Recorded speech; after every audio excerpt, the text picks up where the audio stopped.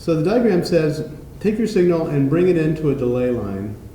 So this is kind of in the form of a transversal filter. You remember transversal filters? It's just FIR filters, but FIR filter written where you have a signal coming in a delay line and then you have taps on the delay line. And so the taps are coefficients with which you form a linear combination of the delay line contents, and that's your transversal filter output. It's an FIR filter output.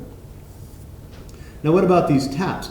Well, the taps are the samples of your impulse response, and the undelayed signal gets multiplied by h sub n of 0. And what is h sub n of 0? Well, h of 0 is the coefficient of the undelayed input, right? The FIR filter, H0 term is always the gain of the current now term coming in the filter, but that can change every time sample. So it's h sub n of 0. So it's an instantaneous time varying gain given by the now sample for the current filter. All right? But then what happens to it? It goes into a low pass filter whose impulse response is the window that you're using. So the window is acting as a low-pass filter on the time-varying filter that's being applied. It doesn't allow the taps to vary instantaneously. It imposes this filtering by the window on the tap variation.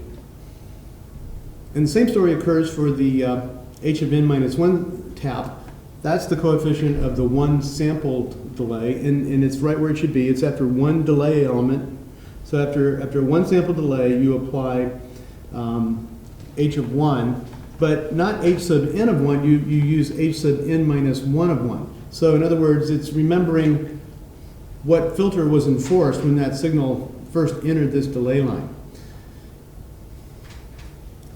So the filter coefficients are all consistent with one another. So when h sub n of 0 is active, you're using the same filter for the once delayed sample and the twice delayed sample and so on. So it's the coefficient of the kth delayed input that was in force when the signal entered that delay line. So that's what these taps are. They're filtered time varying impulse response taps, and that gives you your output.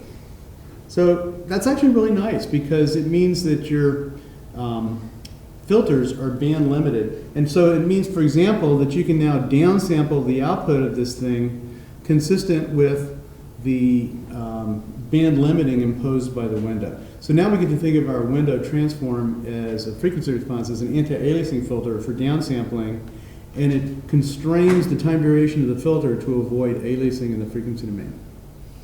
So this is actually a very good thing.